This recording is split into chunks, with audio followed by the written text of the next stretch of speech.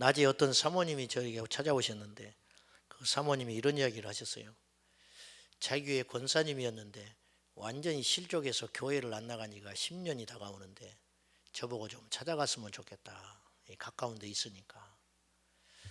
사모님이 찾아가도 안 되고 목사님이 찾아가도 그냥 목사님 그냥 좋은 관계로 지내시지요. 그렇지 교회를 전혀 나오려고 생각을 안 하니 가서 좀 권면을 하고 설득을 하면 좋겠다. 그런 이야기를 하고 가셨어요. 왜 믿다가 실족하는 일이 생길까? 안 그래야 되는데 또 안 그럴 것 같아요. 예수 믿다가 어떻게 예수를 떠날 수 있을까? 우리 생각에는 상상할 수도 없는 일인데 현실 속에서는 이런 일이 일어납니다. 여러분, 저는 영적으로 깊이 들어가길 원해요. 근데 너무 약해요. 할 수만 있으면 정말 충만하고 살고 싶어요. 근데 참 쉽지 않아요. 우리가 다 경험하지만요. 밥하기 참 어렵습니다. 시장 봐야지. 따듬어서 끓여서 간 맞춰서 신경을 온통 써서 음식 만드는 건 쉬운데 들고 가다가 밥상 엎어버리는 건 한순간이에요. 그렇죠, 여러분? 대학에 들어가기 위해서 12년을 공부합니다. 근데 가서 시험 한번 답안지 옮겼을 때 잠깐 한번 잘못 옮겼어 버리면 끝나는 거예요. 우리는 오르기는 참 어려워요. 그러나 쏟아내기는 순간이에요. 영적인 것도 마찬가지. 우리가 자신 있죠. 다 믿음으로 살 것 같고 충만할 것 같고 영원히 주님 안에 거할 것 같고 물론 그러셔야죠. 또 그럴 수 있다고 생각은 하지만은 이제 높아심에 우리가 생각을 해보자면은 이 실족하는 일이 있다고 말해요. 분명히. 오늘 저는요 여러분과 함께 내 영을 견고하게 세우라. 내 영을 견고하게 세우라. 그런 제목으로 함께 말씀 나누려고 합니다. 인간은 영적인 존재입니다. 여러분 인정하든 인정하지 않든 인간은 영적 존재입니다. 짐승은 혼적 존재예요. 짐승은 혼만 있어요. 그래서 천국에는 지상에서 죽은 짐승은 볼 수 없습니다. 천국은 짐승이 가는 것이 아니고 사람만 가는 것이에요. 그래서 이 지상에서 우리가 함께 뒹굴고 우리가 보았던 그런 짐승들은 한야도 한 존재도 천국 못 가요.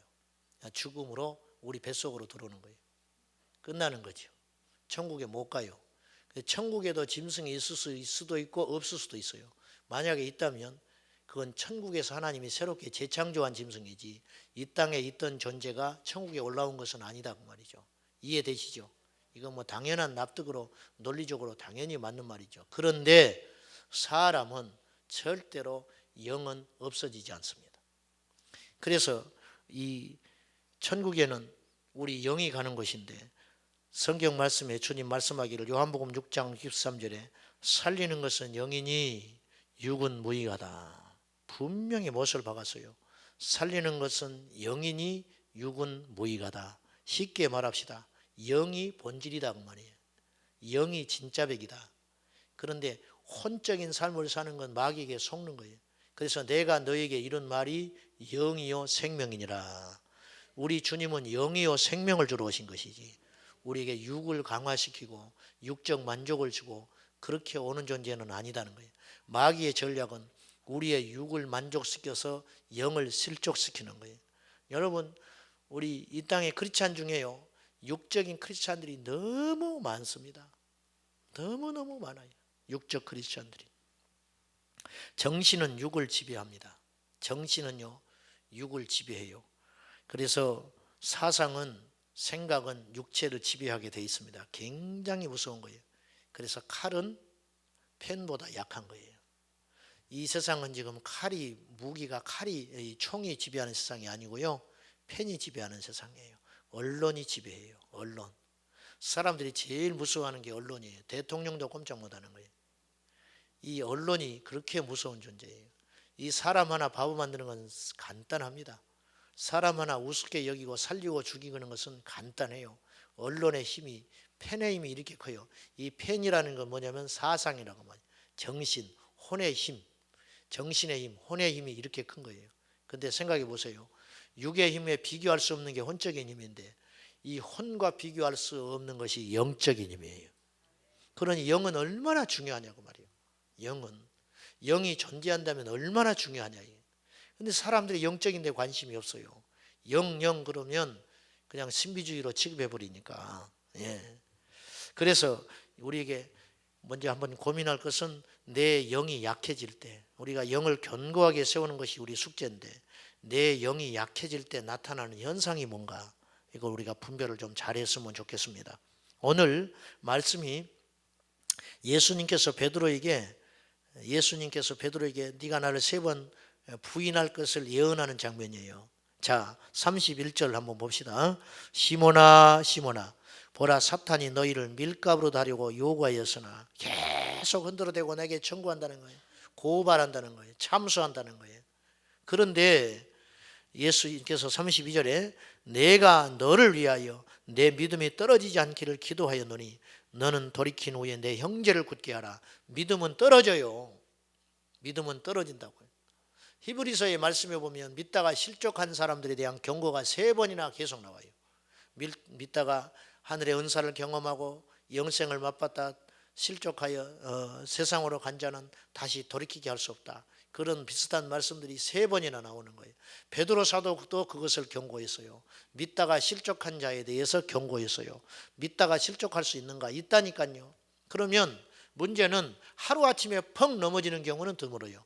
조금씩 야금 내 목과 숨통을 지어오는데 그것을 모르는 거지요. 처음에는 주일 한번 범하면 죽는 줄 알아요. 천벌 받는 줄 알아. 그러다가 한번 범하는 거예요. 범했는데 천벌이 아니에요. 그러니까 이때 웃어줘야 되는데 웃질 않아. 주일을 범하면 큰일 난 줄 알아요. 근데 범해도 아무 일이 안 일어나. 그러니까 이제 무감각해지는 거예요. 처음에는 뜨끔하고 큰일 난 것 같고. 여러분, 그러다가 지금 세상으로 간 사람이 한둘이 아니라는 걸 아셔야 돼요. 한둘이 아니에요.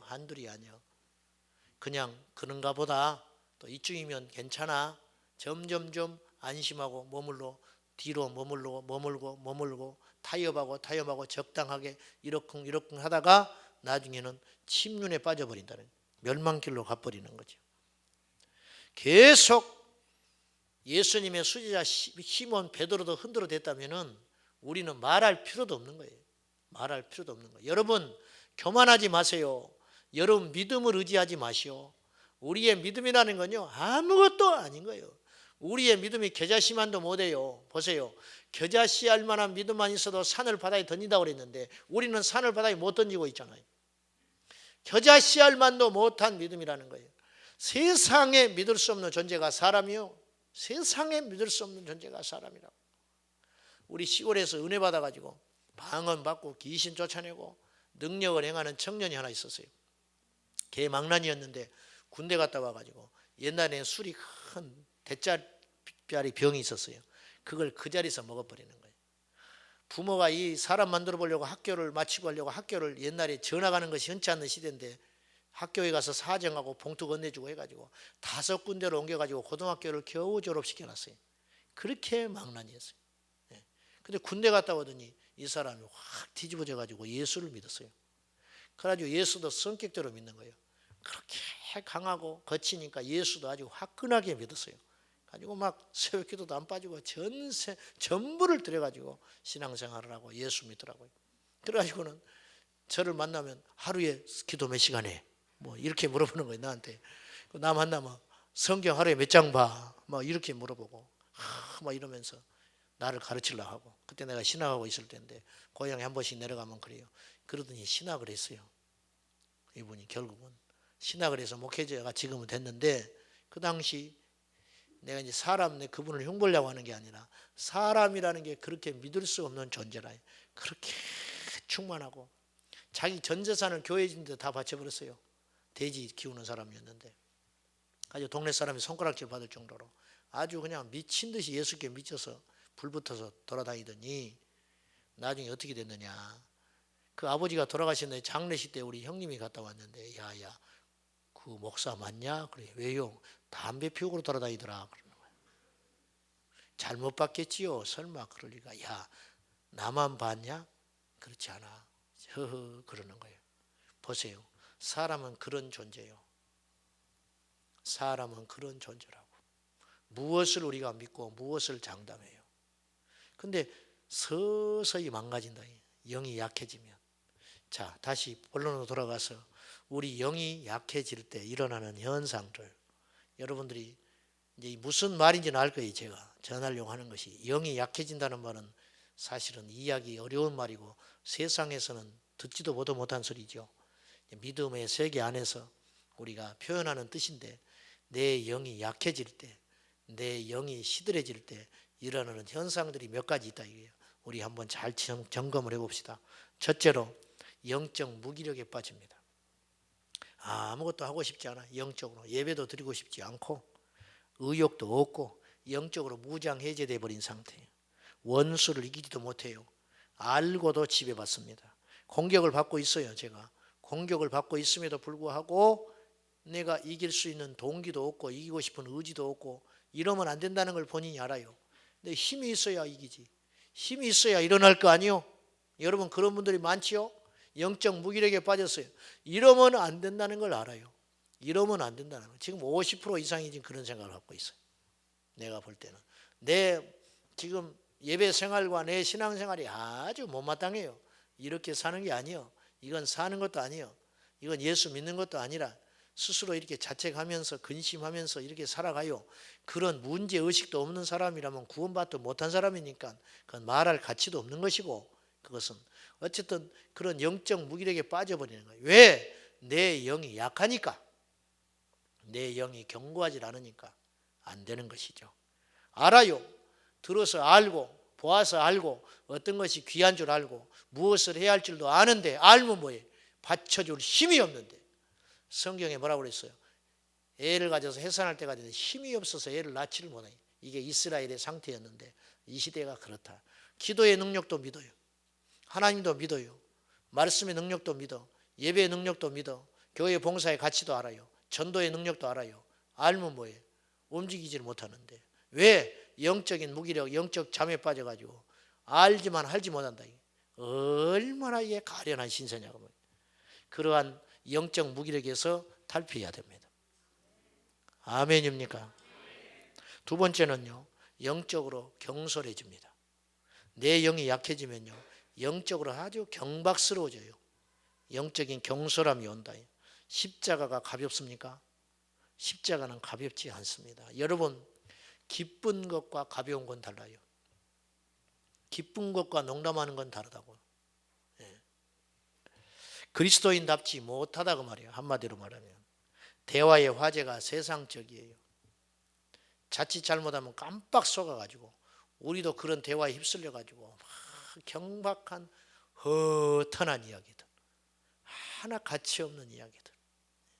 목사님들도 마찬가지. 깨어있지 않으면 똑같습니다. 여러분.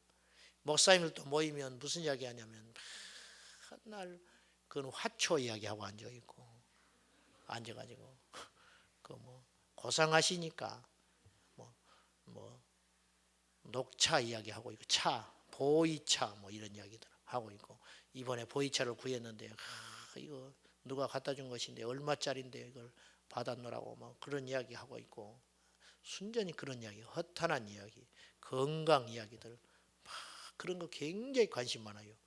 예, 건강 같은 거 거기서 지나치면요 음담패설하는 사람도 있어요. 음담패설하는 사람도 있어요. 근데 몰라요 자기는. 깜빡 거기에 속아서 같이 동조하고 우스갯소리 어쩌고 하다 보면은 영적으로 완전히 속아버리는 거죠. 왜 그런가? 영적으로 내 영이 약해져서 그래요. 약해졌어. 여러분, 사람이 영적으로 굳건하게 서지 못하면 제일 먼저 나타나는 현상이 언어가 달라져요. 이 언어는요, 영과 직통되어 있는 거예요. 영과 언어는 하나예요. 그러니까 영의 표현이 언어예요. 어느 날부터 내 말이 불평과 불만과 부정한 입술로 바뀌면 내 영이 충만치 못한 거예요. 내 영이 그만큼 상해 있는 거예요. 내 영이 약해져 있는 거예요.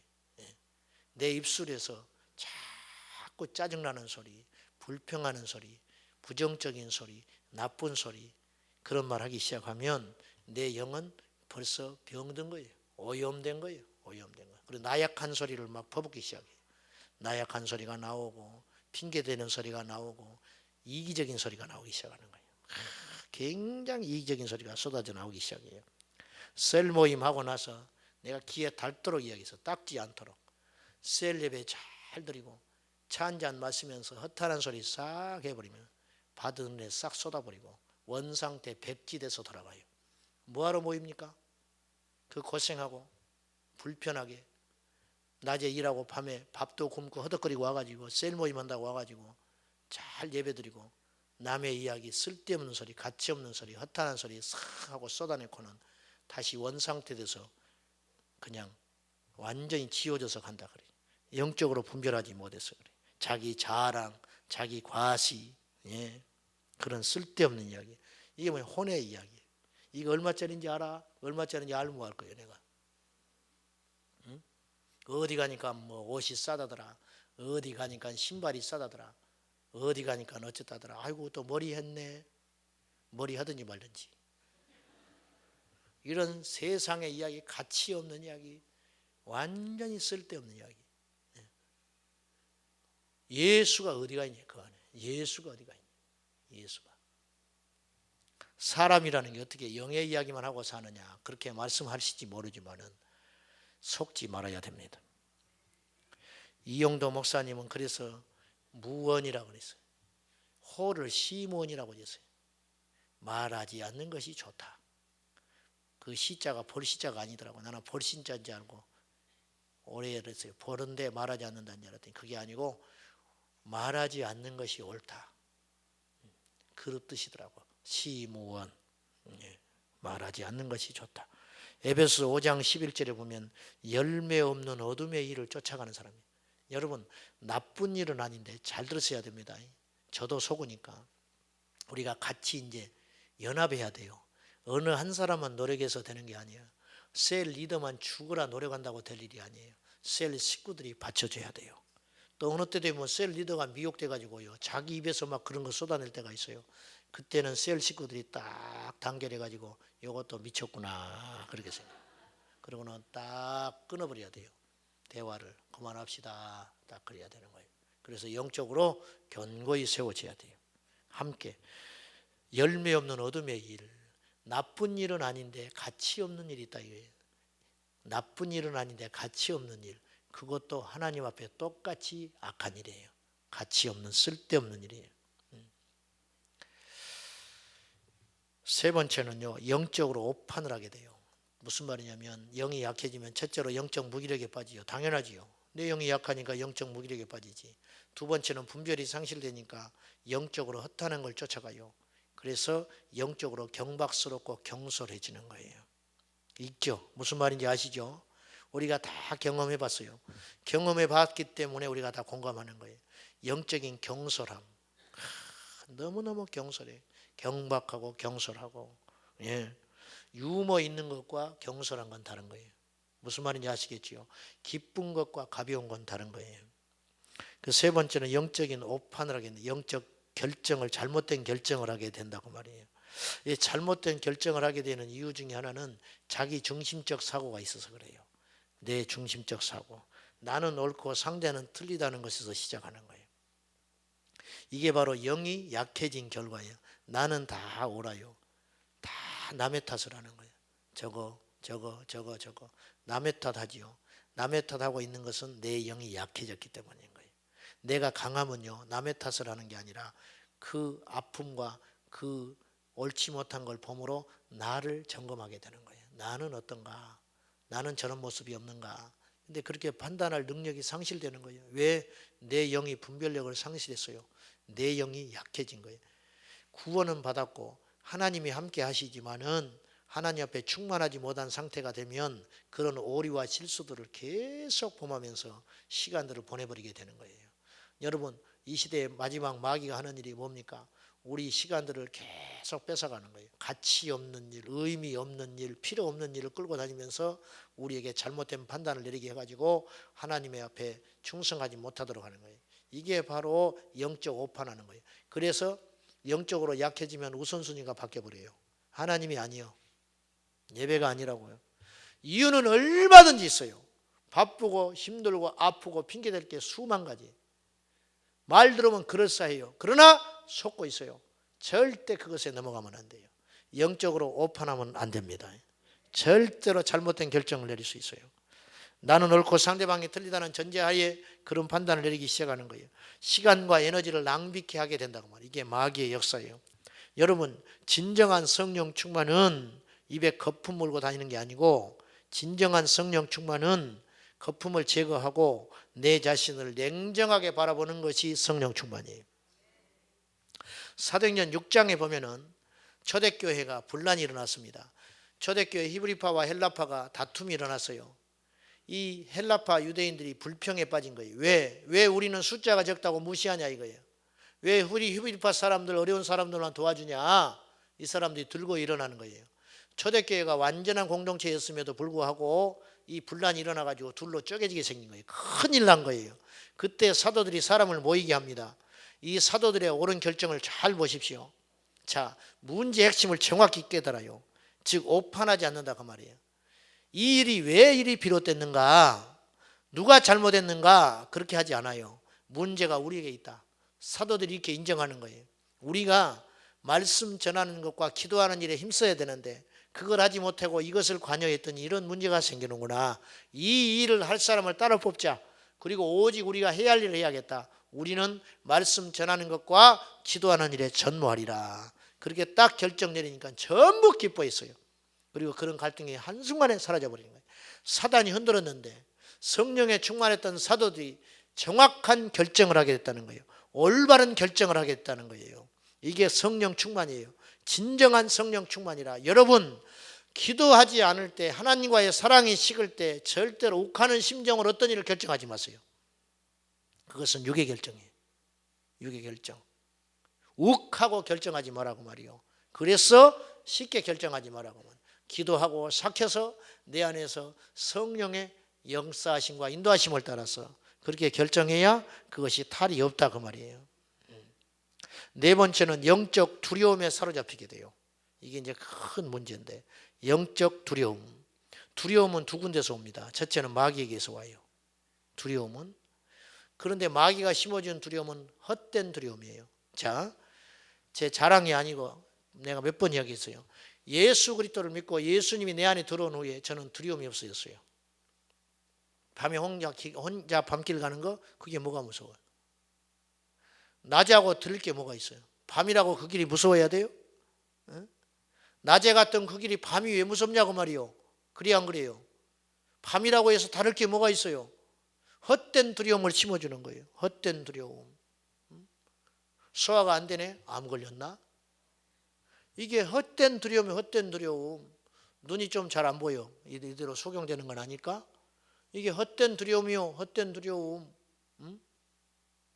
직장 상사가 나를 좀 보자고 그래. 내일 아침에. 생전 그런 말 하는 사람이 아닌데 나 자르려고 그러나?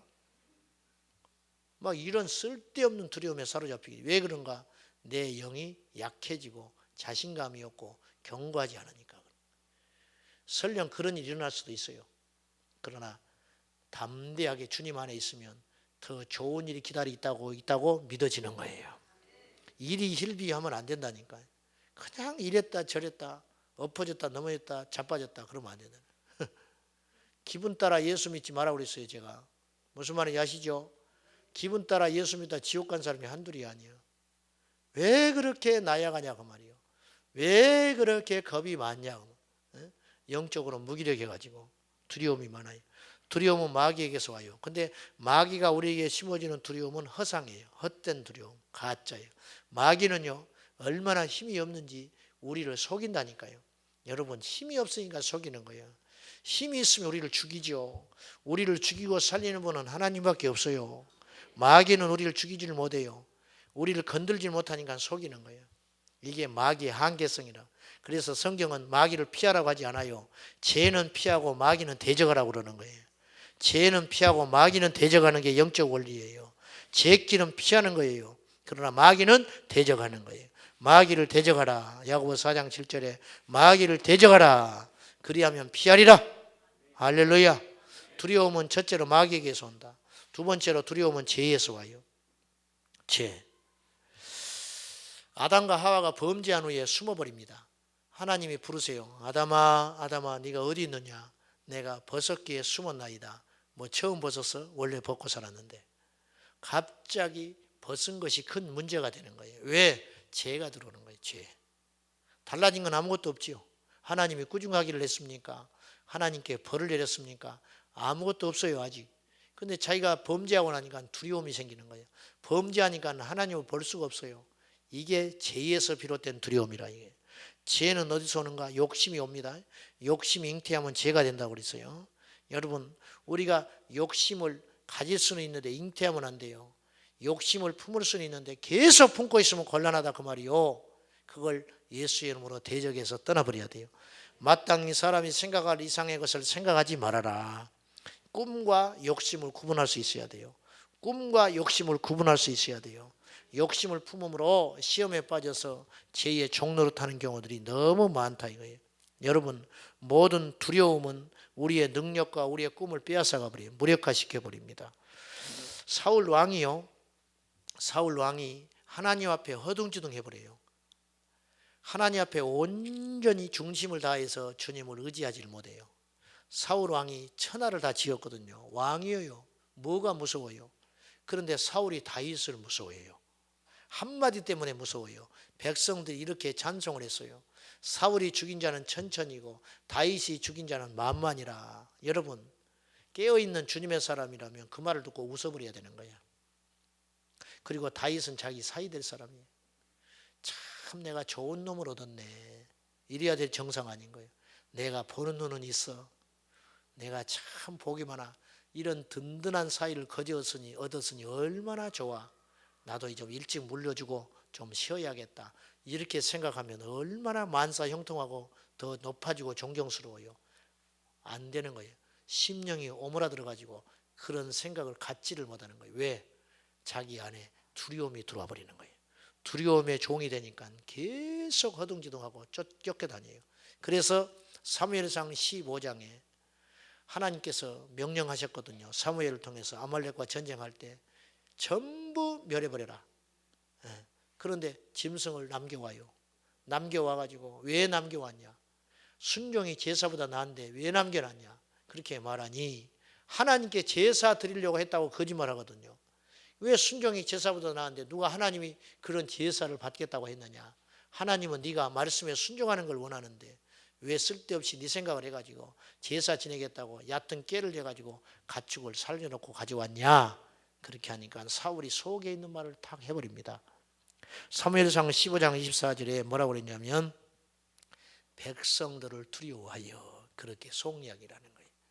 백성들이 두려워서 짐승을 가져온 거예요.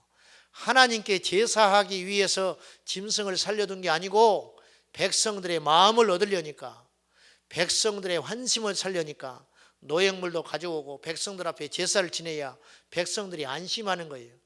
백성들한테 나눠줘야 되고 자기 부하장수들한테 상을 줘야 되고 사람들의 마음을 얻으려고 하니까, 사람들의 마음에 두려워하니까 그것을 이기기 위해서 인간적으로 그렇게 한 거라고 말이에요. 여러분, 이때부터 어긋나기 시작하는 거예요. 사람 두려워하지 마세요. 무시하지도 말지만 두려워해서도 안 되는 거예요. 환경도 무서워하지 마세요. 할렐루야. 어려울 수 있어요. 어려우면 어쩌냐고 막 어려우면 몸을 죽이는 자를 두려워하지 말고 네 영혼과 육체를 지옥에 멸할 수 있는 분을 두려워해라. 지혜는 뭐냐? 진짜 두려워하는 자를 두려워하는 게 지혜라. 그런데 하나님은 안 두려워하고 사람만 두려운 거예요. 사람만. 하나님한테 잘 버릴 생각은 안 하고 사람한테 줄대느라고 정신이 없는 거예요. 정신이. 결국은 보세요. 그런 인생이 마지막에 어떻게 되느냐? 다 잃어버립니다. 여호와를 기쁘게 하면 그 원수라도 화목하게 하느니라. 그 사람의 행위가 하나님을 기쁘게 하면 그 원수라도 화목하게 되는 역사가 있다. 사람 마음은 하나님이 움직이는 것입니다. 두려워하지 마세요. 지난주에는 나주에서 어떤 분이 전화를 했어요. 교회로. 그래서 상담을 한 30분 해줬어요. 내 문제도 해결을 못하는데 남의 걸 어떻게 상담하는가. 우리 교회 교인도 바빠 죽겠는데 남의 교인 붙잡고 이렇게 있으니까 참 주제 넘는다 그런 생각도 해봤는데, 이분이 이제 두려움에 대한 설교를 내가 한번 했더니 그걸 듣고 자기 이야기라는 거예요. 딱 자기 이야기라는 거예요. 그래서 상담을 좀 해보고 싶다는 거예요. 남편한테 눌려가지고 꼼짝달싹 못한다는 거예요. 그렇게 세월 산 것이 30년이 되는데 어떡하냐는 거예요. 시가집에 한번 가버리면 눌려버린다는 거예요. 시가집에 가면 가슴이 벌떡벌떡하고, 밖에 이제 기도도 많이 하시는 분이 목소리가 다셨어요. 밖에 전도를 하러 가는데 전도하러 갔다 오면 눌린다는 거예요. 그래서 내가 물어봤어요. 그래, 눌린다는 게 뭐요? 내가 몰랐어. 난 무식해서 모르겠는데 눌린다는 게 뭐요? 왜 시가집에 갔다 오면 왜 눌립니까? 전도하러 가면 왜 전도하고 갔다 오면 왜 눌립니까? 어쨌든 눌린다는 거죠, 영적으로. 남편만 집에 딱 들어오면 기가 확 꺾여가지고 오금이 저려서 아무것도 못한다는 거예요. 남편이 은행 지점장인데 남편이 월급을 받아가지고 자기한테 한 번도 줘본 적이 없대. 그럼 당신은 뭐 갖고 사냐 그랬더니 자기가 돈을 벌어서 산대. 그러면서 남편한테 그러면 월급을 달 애들은 어떻게 키우고 요구를 해봤냐 그랬더니 신혼초에 요구를 하면 이렇게 얘기한대. 남편이 세상에 어떤 남자가 월급을 갖다 주냐고 그런다네. 세상에 어떤 남자가 월급을 갖다 줘서 생활을 하냐고. 아, 그렇게 이야기해버린다는 거예요.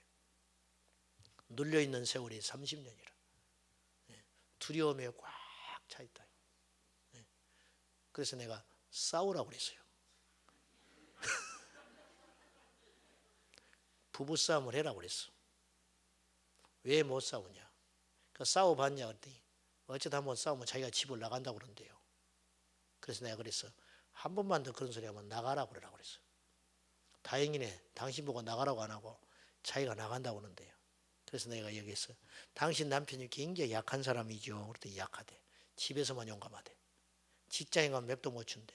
자기보다 세고 강한 사람한테는 아주 잘 보이려고 온갖 걸 다 한다는 거예요. 근데 집에만 오면 그렇게 위세가 낭낭하다는 거예요.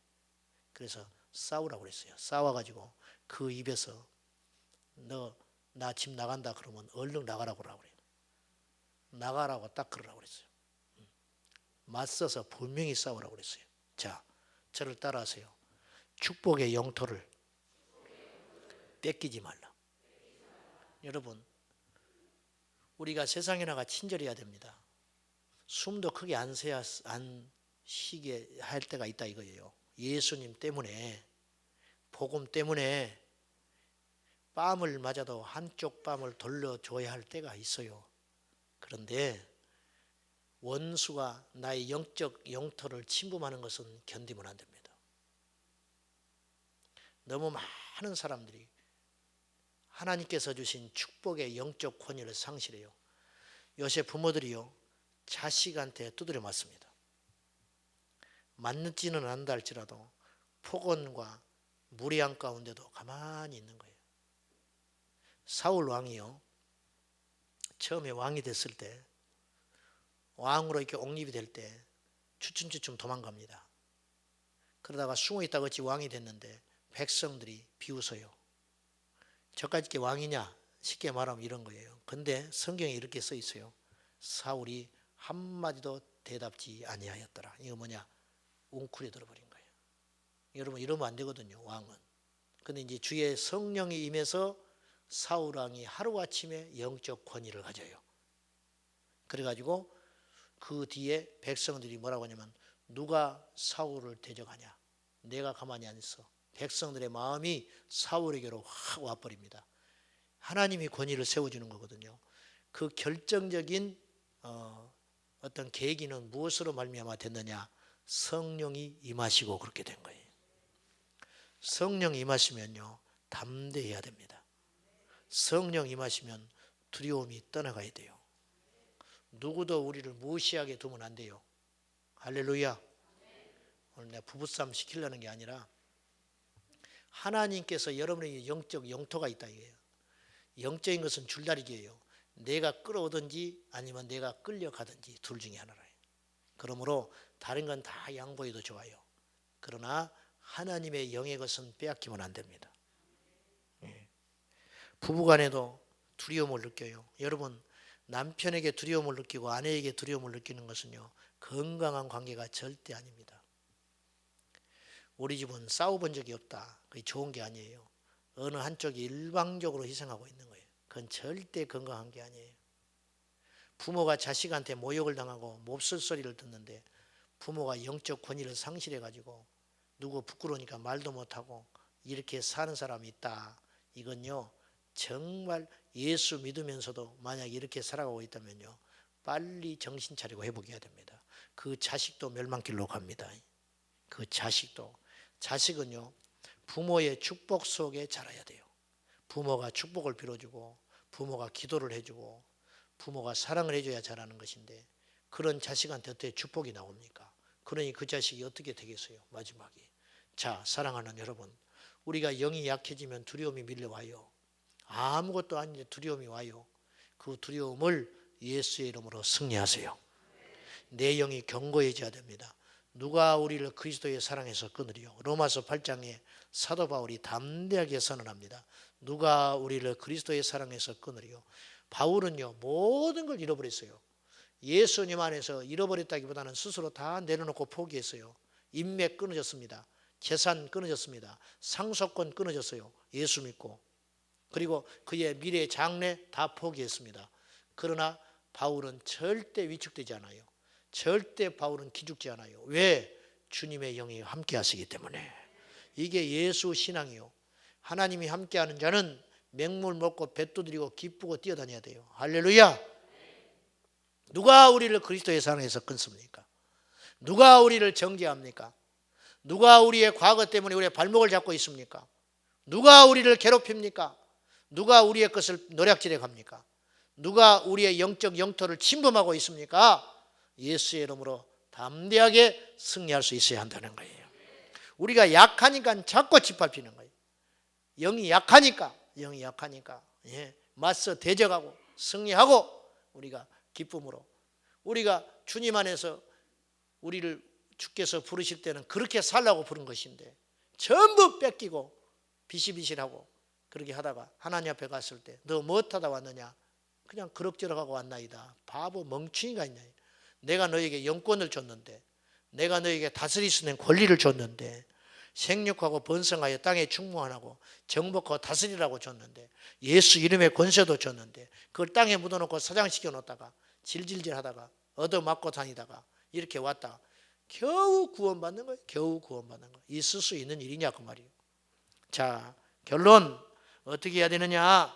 우리가 회복을 위해서 이 영적으로 견고하고 강해지기를 위해서 우리가 회복하고 기도의 능력을 찾아야 돼요.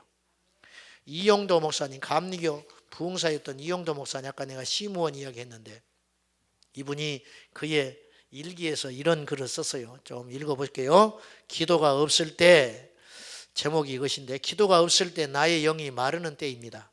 가뭄이 오래되면 논과 밭 그 바닥은 갈라지고 터지는 것처럼 기도의 가뭄이 오래일수록 나의 마음밭은 풀썩풀썩 먼지가 날 뿐만 아니라 갈라지고 터져서 나의 영은 아픔을 느끼고 있습니다. 왜 그런가 하니 기도로만 나의 영은 윤택하여지고 은혜에 비해 젖게 되는 까닭입니다. 기도가 없을 때 나의 영은 괴로운 때입니다.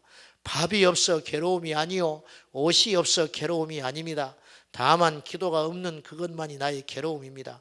왜 그런가 하니 기도 그것이 나의 기쁨인 까닭입니다. 기도가 있을 때 나의 영은 생의 기쁨을 맛보는 때입니다. 그러나 기도가 없을 때 나의 영은 죽음의 쓴 잔을 마시는 때입니다. 기도가 곧 나의 기쁨이요 나의 의미요 나의 생명이요 나의 일입니다. 기도가 없어 나의 기쁨도 없고 나의 존재도 의미도 없고 나의 생명도 없고 나의 일도 없습니다. 기도는 곧 나의 생명이요 나의 운동이 올시다. 기도보다 더 큰 일이 없는 것 같습니다. 그러나 나는 종종 기도를 못할 때가 있습니다. 기도 못하는 나의 슬픔, 기도 없는 나의 영의 가련함, 밥을 굽는 것보다 더 가련하고 옷을 벗는 꼴보다 더 불쌍한 것입니다. 오 하나님이여, 나에게 기도를 주시옵소서. 기도할 영의 힘을 주시고 기도할 말을 주시옵소서. 나의 중심에 기도가 없을 때 나의 영은 신랑과 만나는 밀실을 갖지 못하는 쫓겨난 신부와 같습니다. 오 주여, 기도할 수 있게 해주십시오. 나의 모든 것은 다만 기도에 있습니다.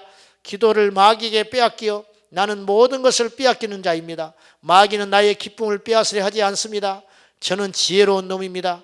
저는 나의 평화와 힘을 빼앗기지 않으려고 하지 않습니다. 나의 신앙과 열심도 저는 빼앗으려고 직접 손을 대지 않습니다. 저에게 마귀가, 저는 자기의 악의를 대적하는 나의 모든 세안을 빼앗으려고 애를 쓰도록 그렇게 무지한 자가 아니요, 그런 우맹한 사람이 아닙니다. 저는 무엇보다 나의 기도 하나만을 빼앗으려고 하는 아주 묘한 자입니다.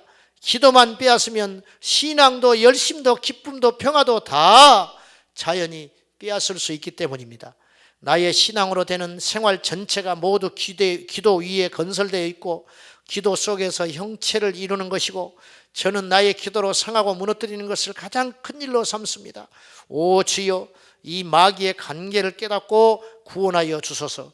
기도, 그리운 기도, 그리운 기도, 내 생명이 떠날 때까지 할 수 있는 기도를 주옵소서. 기도는 나의 알파요 오메가가 되어집니다. 나의 생은 기도로 시작하여 기도로 마치게 하여 주소서. 나 세상 사는 것 곡절 많아 내 지는 십자가 어려워도 내 일생 소원은 늘 기도하면서 주께 더 나가기 원합니다. 선교사님이 이용도 목사님에게 너무 지나치게 기도하는 것을 보고 이렇게 충고했어요. 집에서 잠자는 것보다 산에서 기도하다가 엎드리는 시간이 더 많으니 어느 때는 자는 것도 있고 산으로 기도하는 것이 더 많아서 안쓰러워가지고 이 선교사님이 이렇게 말했어요. 형님, 너무 무리하면 죽습니다. 오늘은 좀 쉬십시오. 그러자 이용도 목사님이 이렇게 말했다고 그래요. 죽으면 기도할 필요가 없으니 살아있는 동안 열심히 기도해야 되겠지요. 그랬다는 거예요. 기도의 도전을 받으십시오. 모든 것은 기도로 시작되고 기도로 종결됩니다. 기도하면 환난도 이길 수 있습니다. 기도하면 순교도 할 수 있어요.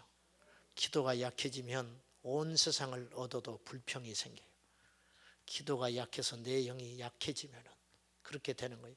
겟세마네 동산에서 제자들은 깊은 슬픔에 빠져서 잠을 잤어요. 기도해야 할 시간에. 차포 다 떼버리면 어디로 가요?